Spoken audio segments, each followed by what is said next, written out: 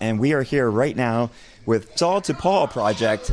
And you guys, this is your first nomination, and you're part of the Urban Contemporary group, and you won. Yes, we did. It's definitely a blessing. So, were you guys surprised when you got nominated? Was this? Did you know this was going to happen, or?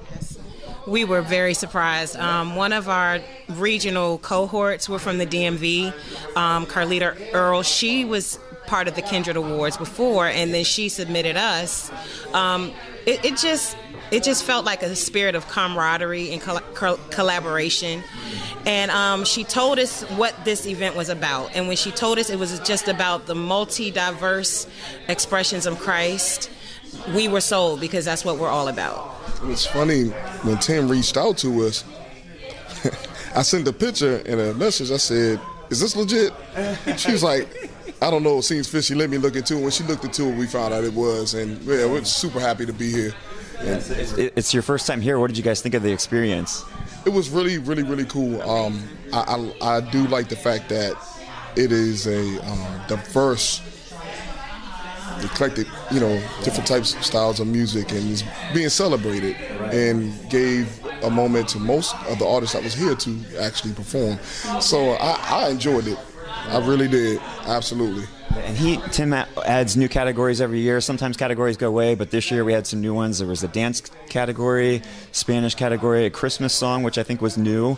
I don't remember if your category, the Urban Contemporary group, was new, but first time nomination, and you guys won, so that's amazing. It's amazing. It's surprising. It's encouraging, and I think it's like it kind of speaks to the spirit of what Tim is trying to do. I mean, he's a sacrifice. He's working so hard because he wants to encourage us and our ministries to keep going. Yeah. You know what I'm saying? So many people go, and you peter out because you feel like nobody cares and nobody's listening, or maybe your audience isn't grown, or maybe your social media following isn't important. But what is important is that you have a call from God, and you have songs from God, and he wants you to write them, he wants you to sing them, and he wants you to put them out there, because everybody has an audience. Everybody has somebody out in the world who needs to hear their song so that they can see Christ for who he is.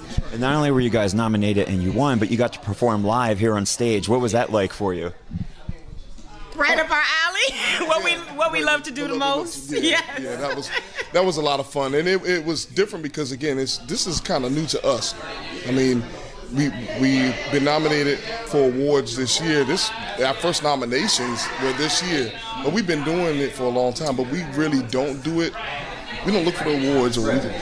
But it's really nice, but for us to be able to play as well and win as well, that was really fun. Our minds are blown. Like, we are thankful. We've been subsisting on God's mercy, and hearing the other artists and hearing their testimonies, and just that we all have a common journey, even though it's in different places. We kind of have a common story. Yes. And we're just out here trying to be what God created us to be in our creativity.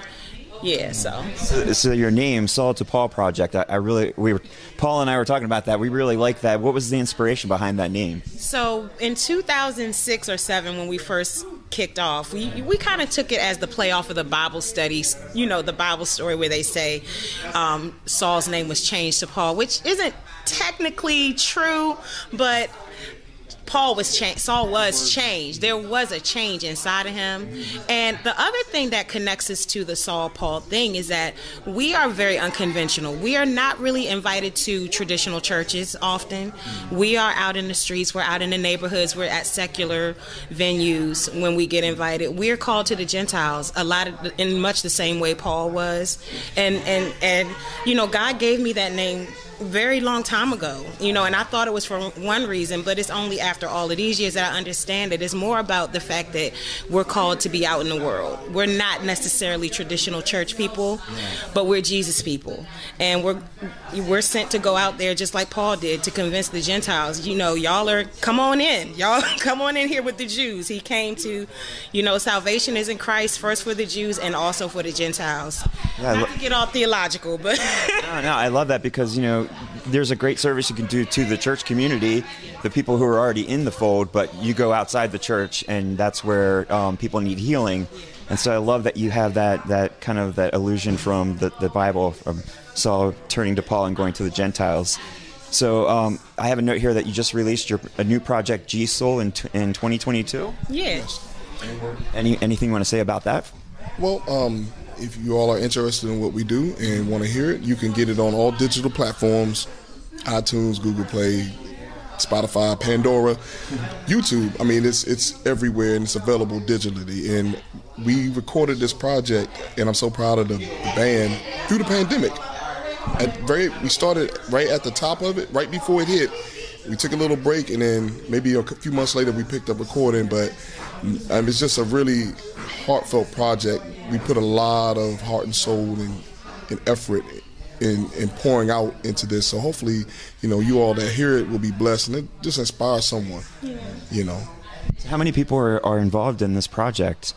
Oh my goodness. So I think we're working with about 10 people right now. I think like 8 of us are here today.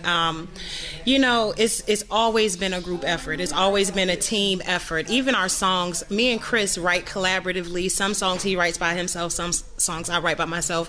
But even with us being the main writers, everybody in the group puts in input, and it wouldn't be what it was without the collaborative effort of the group and the different gifts and all of that good stuff. And the thing about it too is, so we're kind of a gospel. The reason why we call ourselves Gospel Soul is because you're going to hear a mix of R&B, traditional, jazz, funk. You're going to hear a little bit of pop in there, just the easiest little bit of CCM. I mean, just a little bit, but because all of it has soul, right? But the one thing that you will definitely hear from us, we're from DC, so you're going to hear a little bit of our indigenous sound. You're going to hear a little bit of go-go mixed in there, and so it is. That's why we call it Gospel Soul, because we can't really narrow it down. It's just this plethora of different genres that kind of all work together. When we do write, we try to. It's not even like we're trying to write a certain way, but it's coming from the soul to help feed the souls. So that's what really sticks out to me, because people, I mean, like she said, we kind of function and operate not so much inside the church walls, but I always told her, I was like, you ever realize when we're doing community days, it's the people, the community that shows us so much love, but they understand, but we're coming from the same place. We're no different. Yeah, absolutely. We're all trying to you got a common goal just to try to be better, spirit, mind, and body, but we're the same. Yes. Yeah, I love that. So what's on the horizon for you guys? What are you working on, or what can people look forward to from this the project that you have? We're always writing. Right now, G Soul, we haven't even rolled out everything for G Soul yet. We have like one video out, so we still have multiple more videos to work on. And we're going to be trying to put out more YouTube content, because we just want people to have access to, and our music is available on all platforms, but the easiest platform is always YouTube. Just go to YouTube and type in Saul2Paul Project, and you'll get all of these songs to come up. But having the visual representation really, really is helpful. And that's Saul2, the number 2 Paul, and that's your channel name on YouTube? Yes. So we're just continuing to work on that, and when the Lord provides the budget, we will go back into the studio and record again, because this is an expensive craft, as all of the indie artists know. But God provided for this one, and I mean, He'll provide for the next one when it's time. But in the meantime, we're writing, we're jamming, and we're pushing out the music, and just hoping that people will be blessed. I mean, people heard our first single, Thank You, that came out, and people were inboxing us and asking for prayer requests or telling us how it blessed them. And it's the things you think don't matter. It's these little things. It's the little things. It's just each person that you reach for the Lord. It's just like, that's why we're here. We're here because we want to edify the people of God. And that's the purpose of our music, to point people back to Christ, to sing about the love of God, and edify the people of God. That's great. Do you guys have any advice for up-and-coming artists, people who are looking to break into the music industry? Like you said, it's tough being an indie artist, and you're finding it's expensive and it's difficult, and trying and challenging. Any advice to motivate or inspire artists that they want to do this, but they're kind of afraid, or they don't know what the next step is? How would you encourage them? It's okay to stay out in left field. It's okay to be different if you're different. Be who you are. Keep your integrity to yourself, to your craft, no matter what obstacles, because you're going to get a lot of no's, a lot of door closes. You have to stick with what God puts in your heart to do. Not even on a spiritual, but whatever He called you to do, you have to fight for that. It is not going to be easy all the time, but you have to do your best to stay the course. And it's okay. It's okay not to be like everyone else. If your mission is to do your thing and it's not like person A, B, and C, that's okay. He'll make a way.